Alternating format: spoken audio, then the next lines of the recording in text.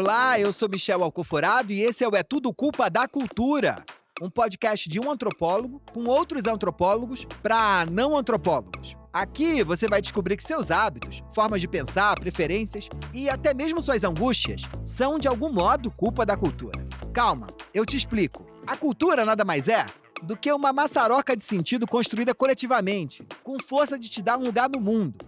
É o que te permite viver junto dos outros. A gente inventa a cultura do mesmo modo que ela nos inventa.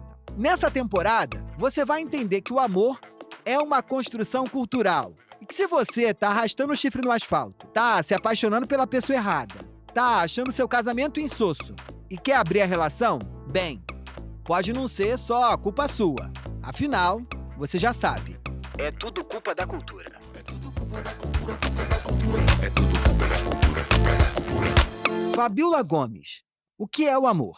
Para mim, o amor, e quando eu falo amor, eu estou pensando no amor romântico. O amor romântico que a gente tem presente no Ocidente é um complexo ideológico. A gente não sente amor, a gente não sente nenhuma emoção humana sem ter por trás um conjunto de ideias, de pensamentos que nos guiam nas nossas emoções.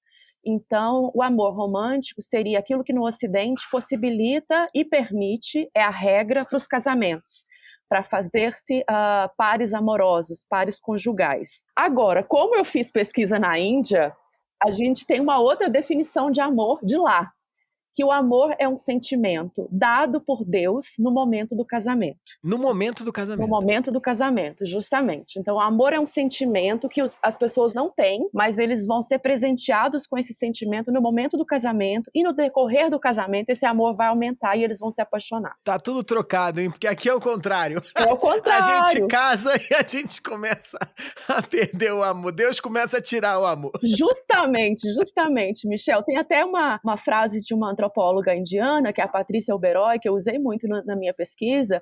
A Patrícia Oberoi é uma antropóloga indiana. Ela é professora num centro de estudos lá na Universidade de Delhi. E, há muito tempo se debruça sobre amor e família na sociedade indiana. Sabe tudo. E ela fala que na Índia a estrutura do romance é invertida, que é justamente isso. No Ocidente, a gente se conhece, gosta de uma pessoa, que é um indivíduo, a gente se apaixona por aquele indivíduo, namora, tem um noivado, se casa, só dá um rio depois, né? Começa a diminuir o amor. E na Índia, a estrutura do romance é invertida. Você primeiro se casa de modo arranjado, outras pessoas escolhem para você o seu par romântico, que vai ser seu cônjuge, e depois é que você se apaixona e depois o amor vai crescendo.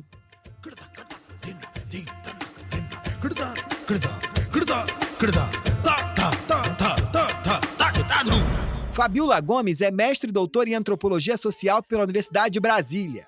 Em suas pesquisas, ela sempre esteve interessada na tensão entre a tradição e a modernidade, e na fricção entre aquilo que as sociedades humanas carregam de muito tempo atrás com o novo. E mais, como esse processo nos obriga, de algum modo, a repensar comportamentos antigos. Fabiola pesquisa a Índia há mais de 10 anos.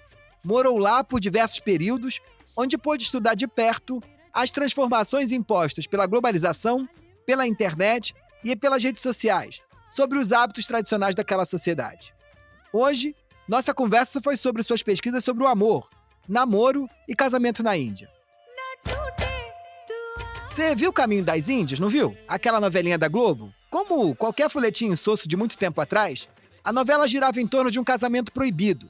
Barruan, um Dalit, se apaixonava por Maya, uma jovem de casta alta já comprometida num casamento arranjado com Raj. Amor romântico, proibição de casamento entre castas, casamento arranjado. Parece coisa de novela, mas é real. Ainda hoje, mais de 90% dos casamentos na Índia ainda são arranjados. Apesar de os jovens serem muito parecidos com outros tantos de metrópoles espalhados pelo mundo, quando o assunto é amor, eles ainda se casam seguindo os gostos e os desejos dos pais. Você aí do outro lado que tá me ouvindo, tá com pena deles, pensando, coitados, imagina como deve ser essa coisa de viver uma vida inteira ao lado de alguém que você não teve a liberdade de escolher. Liberdade de escolha. Esse é um ponto central para o individualismo moderno e para o amor romântico. Pois bem, aqui você vai descobrir que, ao contrário do que te venderam, o teu dilema do Tinder, flerte na balada, a conversinha na copa do trabalho, não é muito diferente assim do que os jovens indianos vivem por lá. Você gosta de acreditar que não depende de ninguém para decidir quem vai amar, mas sabe bem que não tem direito de amar assim quem você quer, não. Você se apaixona por quem seus amigos aceitam, por quem seus pais esperam, por quem a sua classe social acha amável e o nível de escolaridade ou tribo permitem.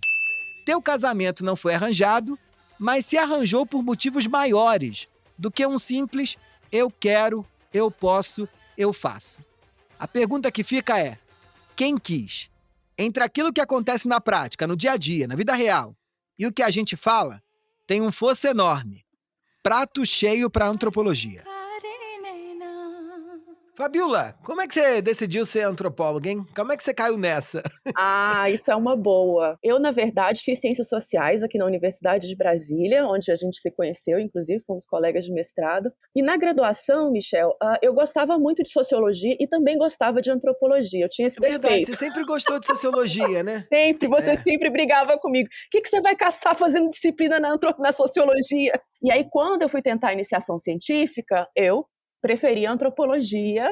E aí comecei a fazer campo, e depois tinha bolsa para mestrado, tinha bolsa para doutorado. Falei, vou ficar aqui na Antropologia mesmo. E você sempre foi uma antropóloga muito apaixonada por campo, né? Por fazer pesquisa etnográfica, mais do que eu até. Muito apaixonada por ir lá, estabelecer vínculos e relações com seus interlocutores de pesquisa, virar amigo deles, depois jantar na casa deles, conhecer o pai, conhecer a mãe, ir na festa de aniversário, mandar cartão.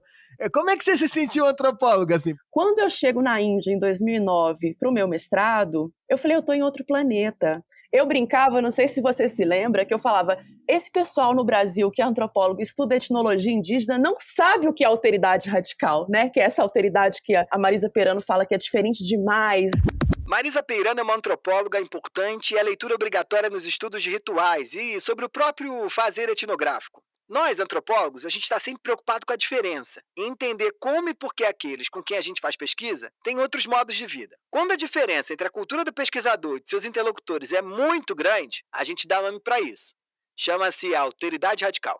E aí eu falava, não, aqui na Índia é alteridade radical, é diferença cultural radical. Então lá eu comecei a me sentir antropóloga. E aí em alguns momentos isso ficava mais forte.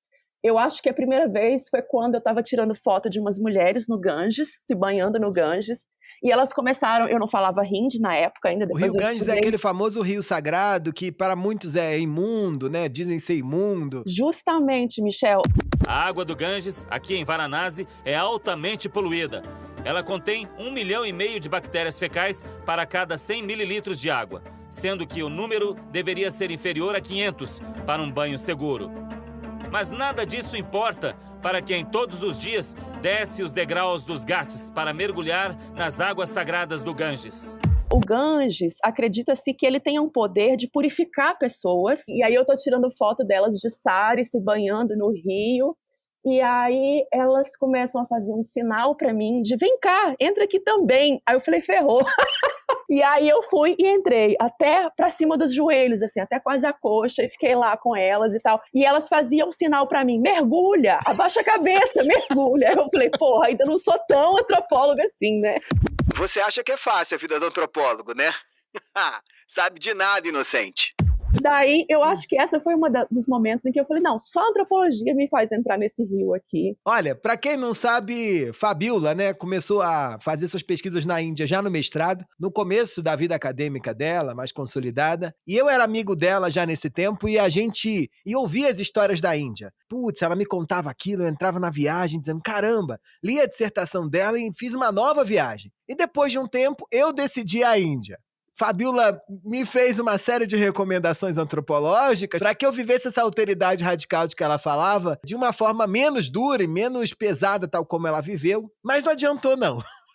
Olha que loucura, né? Eu também acho que a vez que eu me senti mais antropólogo na minha vida foi a primeira vez que eu fui à Índia. E pelo avesso, porque eu dizia, se tá difícil para mim, que sou antropólogo, aguentar essa alteridade desse jeito, essa diferença, operando em cada minuto, você imagina pra quem não é. Um dos pontos que mais me chocou, né, dos encontros que eu tive lá, foi quando, se eu não me engano, o motorista me disse que 95% dos casamentos da Índia eram arranjados. E que ele tinha casado de forma arranjada, o filho dele casaria de forma arranjada, a mãe dele casou de maneira arranjada. Ou seja, chegou o papai e a mamãe dos noivos, juntaram numa mesa, sentaram numa mesa e disseram: vamos casar Ciclano com Beltrano e eles vão viver felizes para sempre. Eu fiquei tão perturbado com aquilo, porque eu estava em Mumbai, que me parecia uma cidade muito próxima de São Paulo, ou muito próxima de Nova York. E apesar daquela modernidade toda, o vocabulário da tradição dos casamentos estava operando a todo tempo. Como é que você começou a se interessar por essa coisa de casamento na Índia? Sim. Olha só, Michel, que curioso. Eu me deparei com um grande estranhamento, que era o seguinte: estranhamento é essa coisa que a gente fala que é uma ferramenta antropológica, né? Que quando a gente chega num lugar e aquilo não faz sentido nenhum, a gente está sentindo estranhamento, e isso dá pra gente uma chave de entendimento daquela outra cultura. E aí eu tava lá em vários lugares, na academia de lá, academia da universidade, né? No hotel, na rua, em qualquer lugar que eu conhecia uma pessoa, a pessoa me perguntava: você se casou por amor ou foi arranjado? Eu falei: como assim? Que pergunta é essa que se repete tanto aqui? E aí eu fui prestar atenção e também cheguei nessa estatística de que mais de 90% dos casamentos, a pesquisa que eu tenho é de 3 anos atrás, 93% dos casamentos são feitos de modo arranjado. E aí aconteceu que eu fui morar em 2012, aí já no doutorado, primeira vez que eu vou para fazer campo do doutorado, eu fui morar num pensionato. E nesse pensionato, os senhorios eram um casal de indianos com mais de 50 anos, e havia mais ou menos 30 jovens de vários lugares da Índia, de diferentes estados, também de alguns de outros países, e essas pessoas estavam em Delhi ou para estudar ou para trabalhar. E eu comecei a ver que muitas dessas pessoas tinham essa preocupação com o casamento, porque eles estavam no que se chama na Índia de a idade casável. Os pais ficam enlouquecidos para arrumar um casamento para os filhos. E aí eles me falavam muito dessas questões. Me falavam: hora de angústias, nossa, quem será que meus pais vão escolher para mim? Será que eu vou gostar dessa pessoa? Será que vai dar certo? As meninas tinham uma preocupação muito grande com a primeira noite, se o cara ia querer transar logo na primeira noite sem elas conhecerem ele direito, porque os jovens se encontram 2, 3 vezes no máximo antes do casamento. Mas explica pra gente, Fabíola, assim, é óbvio que casamento é importante também no Brasil e em outros países desse Ocidente, né, ou desse dito Ocidente, como a gente está falando aqui desde o começo, mas se, apesar de muitas das vezes ter a sua reputação ou ter a sua identidade afetada pelo não casamento, é possível, né, alguém chegar aos últimos anos da sua vida sem nunca ter se casado no Brasil. É cada vez mais possível. Mas ao contrário da Índia, né? O casamento tem uma centralidade muito importante dentro da sociedade indiana, ao ponto de, em algum momento, todo mundo, de uma forma ou de outra, vai ter que casar. E esse medo atormenta esses jovens na medida em que eles vão vendo que a idade está chegando, que eles vão ter que casar em algum momento. Por que o casamento é tão central na sociedade indiana? Porque o casamento é o que faz sociedade, é o que faz grupo, é o que faz família. E é justamente por isso que tem que casar arranjado. Os mais velhos dizem: se deixar os jovens escolherem, vão escolher qualquer coisa, vão por sexo, por atração física, por bobagem de paixão. Aliás, amor lá, quando a gente fala em amor, é visto como luxúria, como coisa que não presta, não é legal. Por quê? Porque é antissocial, não faz bons casamentos, não faz boa família, não faz boa sociedade. Então, de largada é isso, assim. Vai casar com quem os pais e os mais velhos escolherem, porque é para fazer família, é para continuar a casta tal, é para continuar a comunidade tal, é para continuar a família tal. Então é por isso. Quando eu cheguei lá em 2012, tinha uma garota que me falava, Mona, ela me falava: Fábio, os nossos pais na Índia são como chefes. Ela falava isso. They are like our bosses. Eles querem mandar a gente, eles mandam e desmandam. Eu tenho que ligar para meu pai e para minha mãe várias vezes, todos os dias, mas às vezes mais de uma vez. Se eles me ligam, eu posso estar fazendo o que for, eu tenho que parar e atendê-los, porque é isso, é um superior seu que você não pode desobedecer, não pode desrespeitar em hipótese alguma. Então eles falavam muito isso, reiteradamente. Pais são como chefes da gente. Ao mesmo tempo, mais recentemente, eu vou dizer aqui talvez nas 2 últimas décadas, existe essa possibilidade de dizer sim ou não para esses perfis. Esse é um negócio legal, porque você tá me falando que é quase um sistema ainda um pouco tenso, assim. Porque por mais que seja arranjado, o filho tem um direito de escolha, né? Ele recebe opções que o pai e a mãe vão colocando para ele. Ele vai dizendo: essa sim, essa não, essa eu quero. essa é hot, essa não é hot. Sim, Mas, ao mesmo tempo, tem uma ideia muito clara que você tem que obedecer ou satisfazer os desejos dos seus pais, né? sim. Como é que fica isso nesse momento Quando eu chego, do arranjo? existe lá um número X de perfis e os jovens vão dizendo sim ou não. E aí o que acontece? Elas vão dizendo não para os perfis. Não, esse não. Ah, esse eu não gostei muito. Então, hoje em dia tem essa possibilidade de dizer o não. Mas todo mundo sabe que em algum momento vai ter que dizer um sim. O casamento é tão central, né, que a ideia de separação ela quase não aparece, né? Ela não existe. Na tua pesquisa tem um caso de uma moça que era separada e a vida dela fica completamente afetada por essa condição de uma mulher separada. Sim. Como é que é isso, o fato de você abrir mão da instituição? Algumas pessoas na Índia, elas vão ficar sem casar, porque algumas pessoas acabam não conseguindo, o pai, a mãe, acabam não conseguindo. Às vezes os pais falecem, e aí não tem quem arranje um casamento para aquela moça, para aquele rapaz, mas eles são vistos como verdadeiras anomalias, sobretudo no caso das mulheres. É do tipo, o que tem de errado com essa pessoa que ela não se casou? Eu também, como não tinha filho, eu era muito errada, né? Você tem, as pessoas me perguntavam claramente, você tem um problema de saúde? É por isso que você não tem filho? Você é casada há 10 anos e não tem filho? Na época eu era casada, né? Mas a gente falava da Shivani. A Shivani é uma moça que chega dos Estados Unidos, divorciada, com um filho pequeno de 4 anos. Ela tinha casado-se de forma arranjada. Ela falava pra mim que casamento é igual loteria, você nunca sabe o que você vai tirar no seu bilhete. E aí o casamento dela não dá certo, ela fica casada por poucos anos, tem esse filho. O marido quer se separar, ela não tem muita agência, muita escolha, ela se separa e ela resolve voltar pra Índia. Mas ela fica em Delhi, ela não vai para a vila originária dos pais dela, onde ela nasceu. Ela fica em Delhi, porque Delhi é uma metrópole, então ela passaria, em tese, mais despercebida ali, né?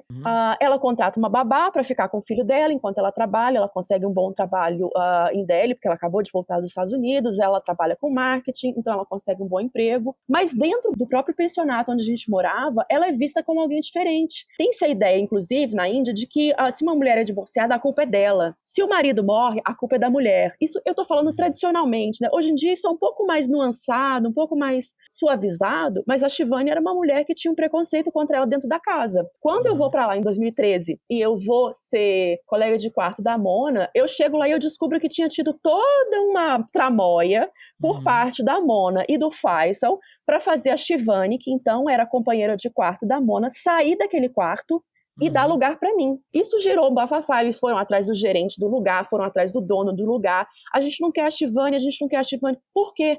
Porque ela é divorciada, ela tem uma tristeza imensa. Aí a Mona falava, a minha vida já é muito difícil, eu tenho que lidar com a tristeza dela, eu não estou preparada. Ou seja, eles evitavam falar do que era realmente, mas era porque ela era divorciada, é um estigma, né? Ela pode, inclusive, passar esse infortúnio de fazer um casamento não dar certo para a Mona talvez tivesse receio disso. E tem um negócio também que é interessante, que são moças que idealizam tanto um casamento que elas não conseguem casar. E isso também é um problema, né? Sim, eu tenho uma amiga chamada Lovânia. Eu chamo todos na minha tese, os meus interlocutores, de amigos, porque de fato a gente ficou sendo amigo, né? Eu devo tudo a eles, a minha pesquisa toda eu devo a eles, porque eles me ensinaram tudo. E a Lovânia, quando eu chego lá em 2012, ela falava, eu tô louca pra me casar, eu quero muito me casar. Inclusive, até hoje ela é solteira, ela é virgem, e uma coisa que ela me fala, que até hoje me dói, é que ela quer se casar, e quer se casar com um rapaz que não seja muito mais velho que ela, porque ela quer aproveitar a vida. Olha só, ela só vai aproveitar a vida depois que ela se casar, porque é aí que o amor vai ser construído, aquela coisa toda que a gente falava. É aí que ela vai se apaixonar, eles vão viajar, vão curtir as coisas da vida de casado e tal. Então, até hoje ela se guarda sem beber, sem transar, porque ela está se guardando para esse marido que vai chegar... Faz jejum, né? Sim, você me perguntava das estratégias, né? Se tem jejum, tem novena para Shiva, que é considerado o exemplo de marido, e a esposa dele, a Lakshmi ou Parvati, são duas encarnações da mesma deusa, elas são consideradas o ideal de esposa, né? Então Shiva e Parvati são esse ideal do casal perfeito, e ela faz altas novenas para Shiva, jejuando todos os dias, um dia da semana, durante 9 semanas. Várias vezes eu testemunhei ela fazendo isso, que é para Shiva dar a ela um bom marido, né, um bom pretendente e tal. E é isso, é uma idealização assim, é um cara que vai ser como Shiva, vai ser perfeito, marido perfeito. E aí ela tá com 33 anos, se não me engano, esperando. Já passou muito do tempo. Já passou. Isso traz uma tristeza para ela, Michel. Então eu comecei a pensar, como é que é isso, né? Como é que essas pessoas estão lidando com isso? E tinha essa tendência. Mas esse choque que eu e você sentimos, né, como ocidentais, quando fomos à Índia, ele está muito baseado numa diferença que eu acho que é fundamental, que é a maneira como a gente aprendeu a pensar casamento e a pensar amor. Nós aqui no Ocidente, né, a gente constrói a ideia de que vamos viver junto de alguém pelo resto de nossas vidas, mesmo que seja um ideal, muito com essa lógica clássica do amor romântico. Mas o que é esse amor romântico? Só para todo mundo entender, porque às vezes o povo tá amando, não tá nem sabendo que tá amando de jeito romântico, né? É verdade. Então, esse amor romântico que está presente no Ocidente desde ali a época do romantismo e tal, e quando eu falo Ocidente, a gente está falando sobretudo do eixo euro-americano, né? O Brasil entra nessa história de ocidental meio de contrabando, né? Tem gente que não considera muito a gente Ocidente, Na Índia, né? inclusive, né? Na Eles não Índia, consideram o mundo. justamente, eles falam, América Latina não é Ocidente, você não é ocidental. Então, mas tem um período histórico aí em que a gente tem esse movimento na literatura, no pensamento, nas artes em geral, do romantismo, e ele está casado muito fortemente com o quê? Com a ideia de individualismo. O que é esse romantismo, né? É a ideia de que duas pessoas, que são indivíduos, vão se conhecer e vão se eleger mutuamente como pares românticos, vão se apaixonar, vão gostar muito um do outro, vão ter uma atração física, algum encanto. Está presente nessa ideia também a coisa do um encontro fortuito, né? A coisa do acaso. Essas ideias que nos fazem, desde criança, sonhar com isso, né? Tá nos contos de fada, tá nos filmes da Disney, tá em todo lugar. Então, o amor romântico seria uma forma de autorrealização que permite que dois indivíduos se elejam ao acaso, fortuitamente, e se casem e se sejam felizes para sempre, né? Está embutido aí também nessa ideia de amor romântico a ideia de autorrealização. O amor é a forma como nós, indivíduos, no Ocidente, nos realizamos pessoalmente, né? A nossa realização pessoal está muito baseada no amor romântico, né? Essa ideia de que você, através de conhecer alguém, se apaixonar, viver esse sentimento que é o amor e tal, que tem muitas belezas, muitas coisas interessantes, te faz crescer como pessoa e tal, é isso que nos traz autorrealização pessoal. Então, o amor romântico é muito essa ideia, assim. E na Índia, essa ideia de individualismo, esse individualismo tal como a gente aprendeu como base fundamental dos nossos encontros, amorosos ou não, não funciona desse jeito, né? Se a gente pensa de maneira mais tradicional, a Índia, ela se organiza por outra forma. Que forma é essa? O Ocidente é individualista, né? Desde a modernidade teve essa construção que a gente acha que a gente é um indivíduo, e a palavra indivíduo vem de indivisível, uma coisa que não se divide. Ou seja, a gente é único, a gente tem um núcleo interno, nosso self. É como se a gente se desenvolvesse a partir de dentro, desse self, desse núcleo, né? Então a gente tem essa coisa muito introjetada. Os outros que lutem, né? A gente se desenvolve. Os outros que lutem. Claro que isso é uma ficção, né? A gente não é nada disso, a gente não é nada sem relações sociais, mas a nossa ideia é essa, de que a gente é autônomo, tem liberdade de escolha, tem vontades que a gente pode saciar, né? Vontades do que ser na vida, do que estudar, de com quem casar. E na Índia, ao contrário, tem até um antropólogo famoso, Louis Dumont. Louis Dumont é um antropólogo francês super importante, clássico. Ele estudou a sociedade de castas na Índia ainda na segunda metade do século XX. Se você quer saber mais sobre esse assunto, não tem como não ler o livro dele, hein? Homo Hierárquicos. Joga aí e compra.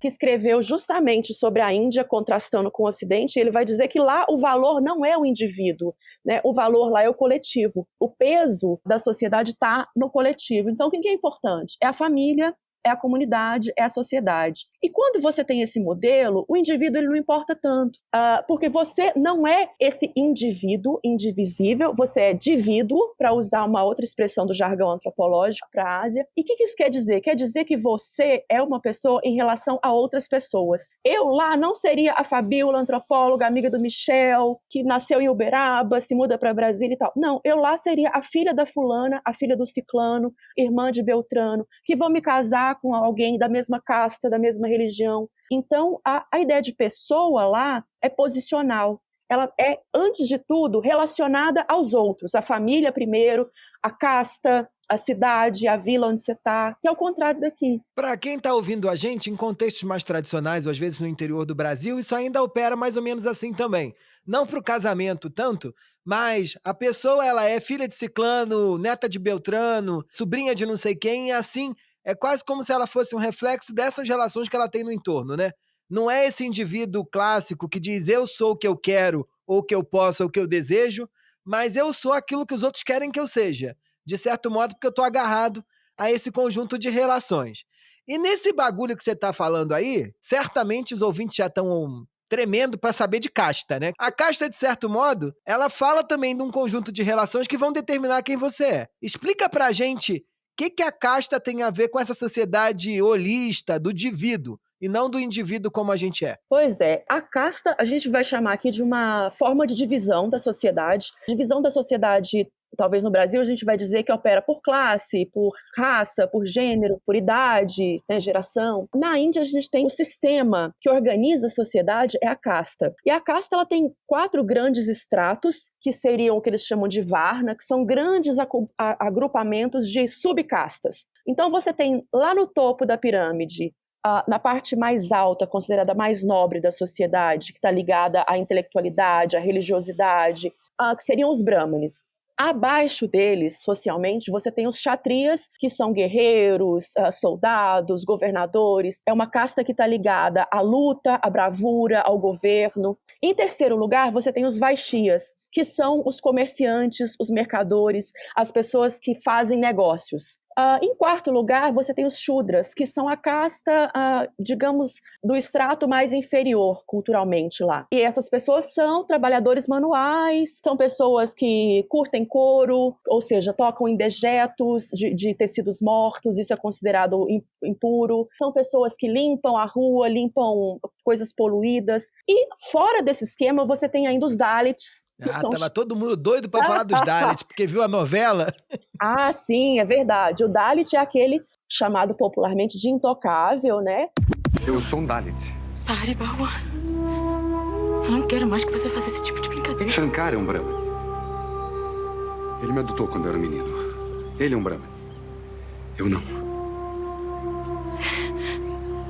Você só pode estar brincando. Você só pode estar me testando mais uma vez. Eu tive medo de te perder. Eu sabia que te perdia quando eu te contasse. Você é intocável? Me perdoa. Um Dalit! E que hoje em dia, no sistema legal da Índia, é proibido discriminar por casta, mas assim como no Brasil é proibido racismo, lá é a mesma coisa. Existe. Né? É proibido por lei, mas... Existe, opera e funciona, né? Justamente. Funciona e classifica as pessoas, separa as pessoas. Então, os Dalits, ou intocáveis, por que eles eram chamados de intocáveis? Porque eles eram absolutamente impuros. Eles estão, inclusive, fora desse sistema de casta. E eles eram intocáveis porque ninguém queria que eles tocassem na pessoa, porque se um Dalit me toca, e eu sendo uma Brahmani ou uma Kshatriya, ele me torna impura. Por quê? E o que isso tem a ver com a coisa do divíduo que a gente falava, né? É que as pessoas não são fechadas, as bordas dos corpos não são lacradas, fechadas como são aqui. Elas são porosas. Então, se eu divido com você um talher, um prato, se eu me sento à mesa com você para comer, se eu aperto a sua mão, tanto que aquela coisa do namastê, que a gente faz assim com as mãozinhas, que no Ocidente a gente fala, o Deus que habita em mim reconhece o Deus que habita em vocês. Bullshit. Isso é porque não se pode tocar, não existe aperto de mão na Índia. Namastê significa simplesmente oi e tchau. Por quê? Porque as pessoas não podem se tocar. O simples toque faz com que uma pessoa de maior nível de pureza e uma pessoa de um nível maior de impureza contaminem-se reciprocamente. É bom para o intocável tocar algum Brahmani, isso purifica ele, mas é péssimo para o Brahmani ser tocado por um Dalit, né? Mas isso que você está contando é muito interessante, porque se a gente não pode tocar na mão de alguém ou compartilhar um talher, mesmo que ele tenha sido lavado, com o risco de ser contaminado, quando a gente está falando de casamento, e de casamento que envolve um conjunto de troca de fluidos, né? Tão sérias, né? Que certamente contaminaria uma das partes, isso vai influenciar pra caramba a construção desse casamento. Como é que esse vocabulário dessa sociedade holista, do indivíduo, que a gente está vendo aqui, de todo mundo muito poroso, vai implicar no casamento arranjado? Justamente, Michel, a primeira regra do casamento arranjado é que você tem que casar dentro da sua casta. Justamente por isso que você está apontando. Porque se uma pessoa é de uma casta e se casa com outra, o nível de pureza e de impureza vai chocar, né? Vai trocar saliva, vai trocar esperma, vai inclusive criar prole, né? Olha só, substâncias vão se combinar e vão criar filhos. Então, isso bagunçaria completamente o esquema, né, dessa organização social. Então, o que se faz? Proíbe-se o casamento entre castas diferentes, alegadamente para manter esse nível de pureza, né? Mas aí, evidentemente, é como se a gente transportasse para o Brasil essa ideia que a gente tem, né, de que a gente casa com quem a gente quer. Qualquer pessoa no mundo, eu vou olhar, as borboletas no estômago vão apitar, vai ser amor à primeira vista. Mentira também, né? Eu me casei com alguém da minha classe social, da minha cidade, que tinha um nível socioeconômico parecido com o meu, e daí por diante, né? A gente se casa de acordo com uma série de regras que a gente finge que não existem por causa da ideia de amor romântico. Mas lá não. Lá essas regras são ditas. O jogo é claro, é às claras. Olha só, tem que ser a mesma casta, tem que ser a mesma religião, tem que combinar astrologicamente. Essa história, né, é incrível, as pessoas aqui falam o quê? Mas tem que combinar astrologicamente, né? Existe um estudo dos mapas astrológicos que é feito por um pandit, que é um sacerdote hindu, e isso é feito no hinduísmo, também nas outras religiões, porque as outras religiões na Índia pegaram muito das práticas do hinduísmo. Então, tem uma série de coisas que é isso, precisam ser combinadas. Eles casam arranjado também, católicos casam arranjado, muçulmanos casam arranjado. Justamente, boa lembrança isso. Então é isso, a ideia é de que você tem que, para manter a pureza de casta, que na verdade no fundo é para manter o sistema social organizado, né, para manter as diferenças operando, você tem que casar na mesma casta. Esse é um negócio super interessante, porque essa necessidade de deixar tudo a claro para não ter nenhum ruído nesse casamento arranjado, mobilizou o mercado de afetos na Índia de tal forma que você tem players, né, ou você tem stakeholders, pro povo que ouve a gente aqui, você tem empresas, negócios que são firmadas ou criadas só para permitir esses encontros. Quando você vai para a Índia na primeira vez, você, no doutorado, para estudar essa questão do casamento, você estava interessada nessas agências casamenteiras, ou nesses lugares onde as pessoas iam para se conhecer.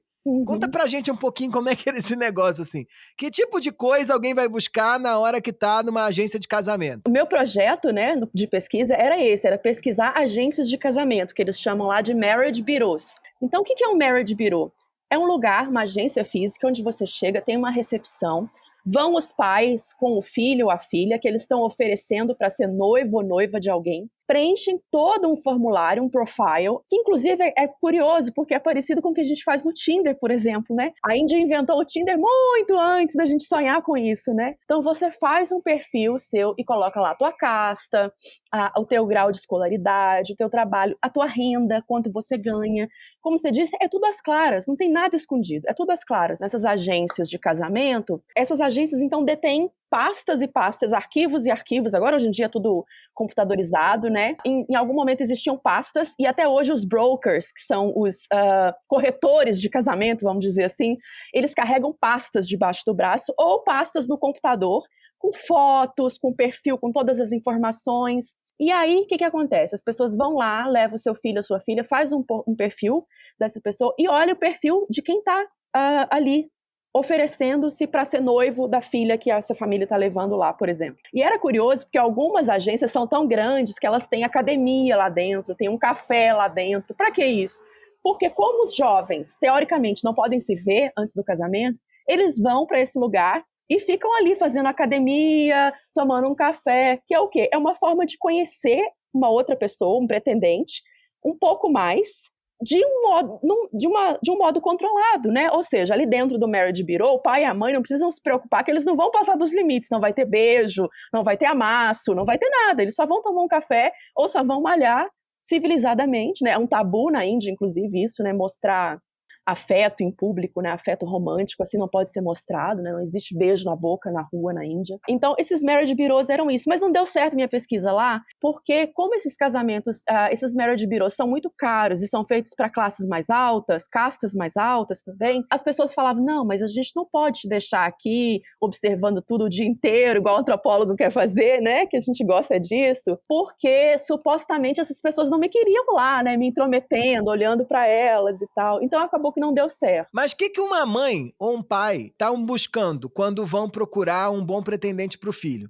Tem idade, né? Assim, as regras para as meninas são um pouquinho diferentes para os meninos. As meninas são obrigadas a casar mais nova ou não. Se você passa da idade, o que acontece? Tem simpatia para fazer a idade avançar? Como é que é? Michel, tem tudo isso. É um sistema mesmo, muito complexo, cheio de regrinhas. Para você ter uma ideia, está escrito na lei que garotas podem se casar a partir dos 18 e homens podem se casar a partir dos 21. Por quê? Porque tem que ter uma diferença de idade. O homem tem sempre que, desejavelmente, ser um pouco mais velho para manter um status maior. Tem aí uma questão estrutural de que o homem está sempre um pouco acima, né? Ele é sempre um pouco mais poderoso, um pouco mais... Na hierarquia, ele está sempre um pouco acima da mulher. Então, até nessa questão da idade, isso está presente, inclusive, na lei. Então, tem essa ideia de que uma moça de 18 anos, ela deve se casar com um jovem ali de 21, 22, 23, no máximo 25. Aí você vai subindo. Se a moça já tem 25, então o cara deve ter no máximo 29, 30. O que mais que as pessoas buscam? Além daqueles critérios que eu já falei, de casta, horóscopo, não sei o quê, tem a coisa da aparência física. Isso está nos classificados de jornal, isso está nos sites de matrimônio, isso está nas agências de matrimônio, isso está nos perfis dos brokers, né, dos corretores de casamento. Fotos, né? As pessoas têm uma loucura na Índia pela coisa da pele mais clara. Então, é comum a gente ir na farmácia e ver vários cremes para clarear a pele do rosto, a pele do corpo, não sei mais o quê. Isso está ligado a uma certa noção de que pessoas de castas mais altas são mais claras, mas isso não é tão correto para o sul. No sul, todas as pessoas têm a pele muito escura, o cabelo preto muito lisinho, mas a pele muito escura. Então, mas isso, na verdade, é um preconceito que existe no norte, com essa coisa da pele clara. Então, se alguém tem uma filha de pele clara, vai querer que ela tenha um marido de pele clara também. Então, tem todas essas... e aí quer-se também uma boa formação universitária, uma boa carreira, um bom salário, tudo ali compatível, né? E isso eu estou falando também de castas e de classes mais altas, que foi o alvo da minha pesquisa. Trabalham em grandes empresas, fizeram MBAs fora, estudaram nas principais universidades do país e estão em pleno diálogo com as transformações globais, né? Do Ocidente global, né? Então a indústria cultural vem em filme, estão no Netflix, sabem o que é Tinder, já entraram no Happn, estão dentro desse jogo todo que é o jogo do mundo globalizado. E isso começa a afetar ou a influenciar o mercado de afetos e, sobretudo, o universo do amor. Os caras acreditam no casamento, sabem que vão casar de maneira arranjada, porque 95% dos casamentos são assim, só que eles têm desejo de amar. Como é que você caiu nessa, hein? Pois é, isso é uma coisa super engraçada. Isso tem a ver com uma transformação histórica, né, que está acontecendo lá nesse momento. Que assim como aconteceu no Ocidente, né, quem assiste The Crown, por exemplo, sabe, por muito tempo no Ocidente não se casou por amor. Se casava por interesse, por costuras políticas, econômicas, entre famílias, entre grupos políticos e tal. O que aconteceu? Em algum momento passou a ter uma literatura que falava disso, peças de teatro que falavam disso, diversas manifestações artísticas que falavam disso. Isso cria o quê? Cria um vocabulário para pessoas despertarem para um sentimento que pode existir. Na Índia existe isso. A Índia tem a maior indústria cinematográfica do planeta, né, que é Bollywood, que é muito maior que Hollywood. E nesses filmes, o que você tem? Você tem canções, coreografias de dança, cenas românticas em que os jovens querem se casar por amor. Eles se apaixonam e eles vão se casar por amor no cinema. Tal como os ocidentais fazem, baseados nessa lógica do amor romântico, justamente, né? Desse amor romântico. Isso é importante dizer. Os ouvintes podem estar preocupados falando assim, mas espera aí, isso que eu sinto não é universal? Porque tem uma coisa aqui dentro que palpita e tal. É que para a antropologia, isso tudo tem nomes diferentes. Essa coisa física que a gente sente, ela existe, mas ela é chamada de amor erótico. E isso existiu muito tempo no mundo. Isso está lá na Bíblia, nos versos, os mais lindos versos de amor e tal. Isso está nos cânticos dos Vedas, que são a literatura erudita da Índia, né? Mas isso não é o que a gente chama de amor romântico. Mas essas pessoas lá assistem esses filmes e ficam maravilhados com aquilo. Isso era muito interessante para mim, porque eu ia ao cinema com as minhas amigas e com os meus amigos assistir filmes de Bollywood, que tem 2h30, 3 horas, tem um intervalo no meio do filme, vende pipoca, vende nuggets de frango no meio do filme, aquela coisa toda. E eu comecei a pensar e falava, gente, mas por que no cinema casa-se assim e na vida real não casa? E a Radhika, que é uma grande amiga minha, outra grande amiga minha, falava, porque no cinema a gente sabe que não é real, é fantasia. Isso aí é fantasia. Isso está muito próximo da ideia dos deuses, dos mitos hindus. Eles vivem muitos mitos, né? Então tem deuses na literatura hindu, nos textos sagrados, que se casam por amor. Krishna e Radha são um casal romântico cósmico, né? Radha era casada com outro homem, ela é uma humana. Krishna, que é um deus, se apaixona por ela, ela vira uma das namoradas de Krishna, a mais notória delas. Eles vivem um grande amor, mas isso é só no mito, isso é permitido só no reino da fantasia. Para casar, quem são os modelos? Shiva e Parvati, que são casados, bonitinhos e tal. Ela é uma esposa que adora Shiva, adora o marido, serve ao marido e tal. Então, Bollywood eu fui vendo que tem uma estrutura mitológica também. Os jovens aprendem esse vocabulário, eles falam muito de love, I love you. Eles falam I love you, assim, com uma facilidade. A Lovânia, que é essa minha amiga que tem 30 e poucos anos e ainda tá solteira, um dia ela foi numa loja, uma Zara, sei lá, alguma coisa lá num shopping, que é como você falou, tudo muito globalizado, e o rapaz pede o telefone dela pra se chegasse uma peça que ela queria, ele avisá-la. Olha a estratégia dele. E depois ele manda mensagem pra ela e diz I love you. Ele tinha visto ela uma vez. Então, ou seja, o que Bollywood faz? Prover esse vocabulário, né? E esses desejos também. As pessoas ficam assistindo aquilo tudo e, embora não tenha muito toque físico, as danças são sensuais, as roupas são sensuais, mas não tem cena de transa, de beijo na boca, não tem nada disso. Mas mexe com a imaginação, né?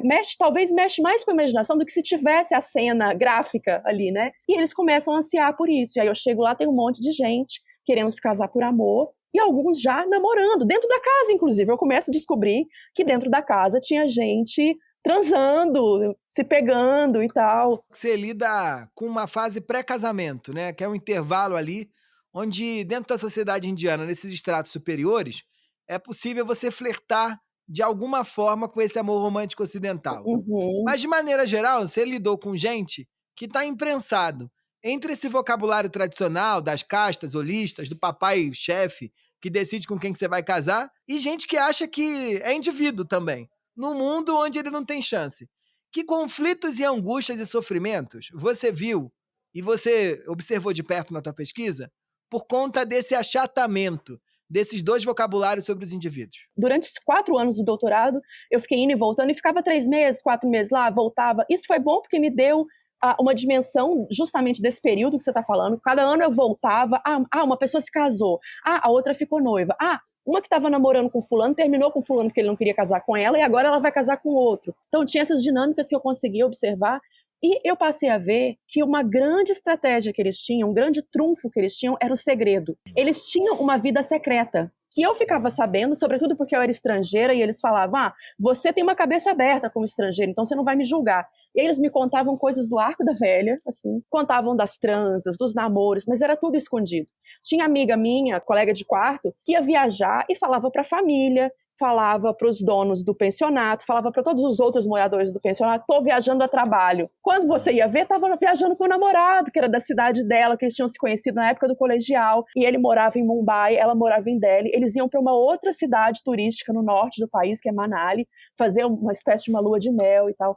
Então tinha muito isso. As pessoas não ficam sabendo dos namoros. Os namoros são absolutamente secretos. Você vive isso de forma secreta. E o que eles estão fazendo? Eles estão criando, em conjunto com esse par romântico, com o namorado, com a namorada, tentativa, um experimento de ser indivíduo, de se tornar indivíduo, de fazer escolhas pessoais, autônomas, livres, tudo isso que a gente falava que caracteriza ideologicamente o indivíduo, né? E pode parecer fácil, né? Que você, eu sou mais moderno, eu vou querer transar antes do casamento, eu quero ter aventuras sexuais, mas a gente não pode esquecer que apesar dessa pessoa estar marcado por um vocabulário individualista do amor romântico do Ocidente, a sociedade como um todo não tá.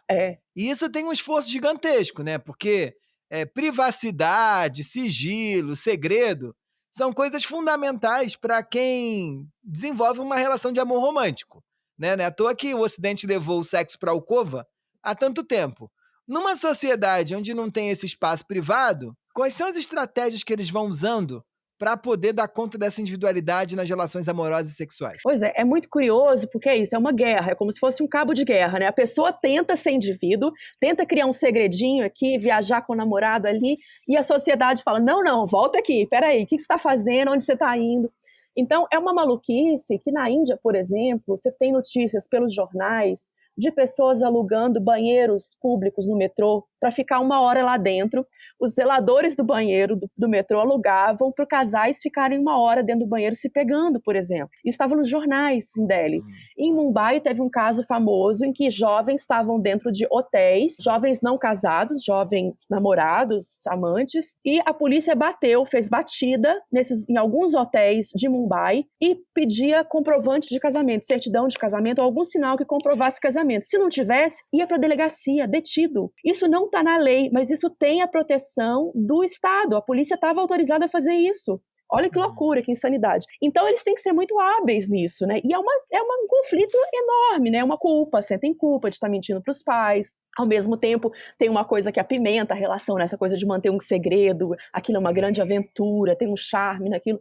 Mas é um grande conflito, é uma grande dificuldade. Inclusive, tem um grande amigo meu, o Faisal, e você esteve comigo no casamento dele agora. Eu começo essa pesquisa em 2012, Faisal é um dos melhores amigos que eu tenho, e agora, em 2022, ou seja, 10 anos depois, ele dizia que nunca ia se casar, que casamento não era para ele, mas 10 anos depois, por conta dessa estrutura da família que é tão pesada, a mãe estava entrando em depressão, o pai já estava ficando velho, estava com medo de falecer e não ver o filho mais velho se casar. Quando o filho mais velho não se casa, os mais novos têm que esperar, porque você casa primeiro o mais velho. Então ele estava gerando um estardalhaço na família. O que ele faz? Ele resolve se casar. Ele consente em se casar. Então é isso, os jovens têm eles costumam tentar negociações, né? Vão dizendo não até onde pode, até onde dá, e depois não tem como mais. Faisal é assim, a Faisal é dentista, trabalha na Sensodyne, é pesquisador científico da Sensodyne, desenvolve produtos e tal. Já viajou o mundo, namorou uma das meninas dentro da casa, não quis se casar com ela, ela se casou com outro. Passa 10 anos, ele me liga, eu vou me casar. E eu há 7 anos não via ele. A gente chega na Caxemira, ele é um rapaz que tem tatuagem no pescoço, brinco na orelha, cabelo todo. Ele é um cara lindo, né, modernoso e tal, todo meio ator de Bollywood, né? E aí eu falei, ele tá estranho, ele tem alguma coisa ali. E aí você lembra, ele não deu muita bola pra gente. Eu falei, como é que esse menino faz eu sair do Brasil trazendo o Michel ainda, e eu chego aqui, ele não tem tempo nem pra me ver. Com o tempo a gente foi percebendo que ele tava escondendo da gente esse eu tradicional dele. Ele era 2 pessoas em uma. E aí você deve lembrar que a gente chega no aeroporto na Caxemira, o Faisal vai nos receber lá, nos buscar no aeroporto, levar até o hotel, e ele sai do hotel, daí uma meia hora, ele fica lá, toma um chá com a gente uns 40 minutos e some. E eu ficava pensando, gente, como é que o Faisal, que é meu melhor amigo aqui, me traz do Brasil, eu ainda arrasto o Michel junto comigo, e chega aqui, ele não tem tempo para mim. Porque eu começo a descobrir, durante os dias que a gente fica lá, que ele estava escondendo de mim quem ele era na Caxemira. Assim como ele tinha que esconder dos pais quem ele era em Delhi. Então, eu tá lá no casamento, você também, um estrangeiro, tá lá no casamento na Caxemira, pro casamento dele, colidia esses 2 mundos. A gente viu que ele passou uma saia justa enorme ali. Então é muito difícil, é muito conflituoso mesmo. E que sofrimentos você acha que aparecem, né? Que sofrimentos aparecem depois que esse cara ou essa moça, mesmo marcado por um vocabulário muito claro do individualismo, decide seguir os mandamentos do arranjo cultural ao qual ele estava submetido, assim. Ele segue aquilo que o pai quer, que a agência quer, que a sociedade quer, que as castas querem, assim. Como é que eles vão lidar? Porque a água que sai do copo não volta pro copo do mesmo jeito, né? Por mais que eles entrem de novo nesse amarradinho, eles estão sofrendo pra caramba, de certo modo, ou gozando também, que é das 2 coisas, eu acho 2 faces do mesmo problema, com o fato de quererem ser indivíduos em contexto que eles não podem ser, mas ao mesmo tempo aproveitando as benesses de não ser indivíduo, mas querendo ser. Então, como é que você viu isso, assim, depois que eles casam em geral? Pois é, o que eu tenho visto é que existe mais de uma forma de tentar fazer essa negociação. Isso depende muito da habilidade que esses jovens vão ter de negociar com os pais para tentar fazer um casamento por amor. Mas, além disso, eu me lembro que em uma parte da tese eu chamo isso porque os pais falam, né? Os jovens podem escolher, desde que eles sejam razoáveis. Eles podem escolher, se for numa casta parecida, numa classe social parecida, um rapaz ou uma moça que tenha um bom background de educação universitária. Então, assim, os jovens até podem escolher, e aí o amor pode se tornar mais um dos ingredientes do casamento. Mas só que ele não é o mais importante, ele nunca vai ser, nesse esquema que a gente está falando aqui. E aí o que acontece? Então os jovens têm que primeiro ter tido essa habilidade de conversar, fazer costuras, né? Então eles têm que contar com pelo menos 2 coisas. uma razoabilidade da escolha deles. Aqueles por quem eles se apaixonaram e têm intenção de casar-se, têm que estar um pouco próximos dessa ideia tradicional. Uma casta mais ou menos semelhante, uma classe social parecida, o background que a gente falava. E outra coisa é que eles têm que ter muita malícia, muita expertise na negociação com os pais, de convencer os pais de que isso vai dar certo, de que eles podem saber fazer um casamento que, apesar de ter o amor como um dos componentes, também vai dar certo, né? Também pode ser visto como arranjado. Porque, inclusive, o preconceito contra o casamento por amor é tão grande que uma das minhas amigas teve um casamento por amor, mas para os parentes era disfarçado de arranjado. Olha que loucura. Para os amigos era um glamour, era um charme que ela estava se casando por amor, mas para a família tinha que ser travestido de arranjado. Ninguém podia saber que ela tinha namorado esse rapaz antes, já viajado com ele várias vezes e tal. Então tem tudo isso. Como é que as pessoas depois... Eu tenho visto mais de uma forma também disso acontecer depois que eles se casam, né? Essa moça, a Radhika, ela consegue se casar com alguém... com quem ela tinha namorado. Primeiro ela se apaixonou pelo Faisal, que é o meu amigo lá da Caxemira. Mas ele não queria se casar, porque a gente já sabia que ele vive lá desde falando que nunca vai se casar e tal. E ele era um muçulmano e ela uma hindu. Isso é um tabu gigantesco. Isso dá caso de polícia. Os pais das moças hindus chamam a polícia e falam: olha, esse rapaz é muçulmano, ele sequestrou minha filha. Mentira, a moça quis ir embora com ele, quis casar com ele. Mas eles criam essas ficções. Então era um casamento muito tabu. Ou seja, aquilo que os pais falam, ela pode escolher, mas tem que ser razoável. Ela não foi razoável quando ele escolhe um rapaz muçulmano. Ele, já sabendo de todo esse quiprocó, já falou: no caso não, tô fora. Então passa um tempo, ela termina com ele. Passa um tempo, ela conhece um outro rapaz que tinha já uma casta mais parecida, um rapaz com bom prospecto. Justamente, era bem mais razoável. Então, ela consegue fazer esse casamento, eles estão juntos, eles vão para New Orleans logo que eles se casam, têm os filhos. Já no caso do Faisal, eu sei que ele não está feliz agora. Ele consente em se casar por conta da família, mas ele não está feliz. Eles estão tentando lá se entender, ele e a esposa estão tentando, mas ainda não aconteceu. O amor, nesse caso, não foi dado pelos deuses ainda. Eu queria entrar nessa, assim, porque, de certo modo, né, uma surpresa que estava na minha primeira ida à Índia, e que eu já sabia porque você me contava com as suas pesquisas, que era essa ideia de que o amor aparece na medida que você casa. Ou porque Deus deu, ou porque o cotidiano vai criando esse vínculo de parceria, de projeto, entre os dois, que, de certo modo, cria esse vínculo afetivo entre esses dois parceiros. Como é que eles fazem para inventar o amor, se Deus não der? Isso é curiosíssimo, porque inclusive tem uma indústria por trás disso, né? A minha orientadora lá, a professora Janak Abraham. Janak Abraham é professora do Departamento de Sociologia da Universidade de Delhi. Suas pesquisas giram sempre em torno de gênero, casta, parentesco e casamento. Ela tem uma pá de artigo e livro sobre o assunto, procura. Ela pesquisou justamente isso. Como, desde o momento do arranjo, passando pelo noivado, pelo casamento, existe toda uma produção de romance na produção audiovisual do casamento. Os fotógrafos, os cameramen que vão filmar, eles falam: passa a mão no ombro dela, faz um carinho no rosto dela. E ela vai analisando nos escritos dela que os casais estão visivelmente desconfortáveis com aquilo, porque às vezes é a primeira ou a segunda vez que eles estão se vendo. E eles têm que performar um romance. Então, essa é a primeira coisa. Existe essa ideia de romance que é legal ter o álbum, ter a gravação, como se eles já tivessem um romance. O que está previsto na cultura é que eles vão se conhecendo. Muitos rapazes esperam a moça estar pronta para ter a primeira noite de sexo. Eles mesmos, alguns me contaram: não, no começo você não tem vontade de fazer nada com a pessoa, você está vendo a pessoa pela terceira vez. Então, eles começam a sair juntos, eles experimentam uma certa liberdade que só se tem na Índia após o casamento. É só depois do casamento que você é tido como adulto ou adulta, né? Então, eles começam a construir na convivência, de fato, um amor. Eu vi muitos casais, inclusive a Radhika, essa que eu contei a história aqui, ela é apaixonada pelo marido, o marido é apaixonado por ela,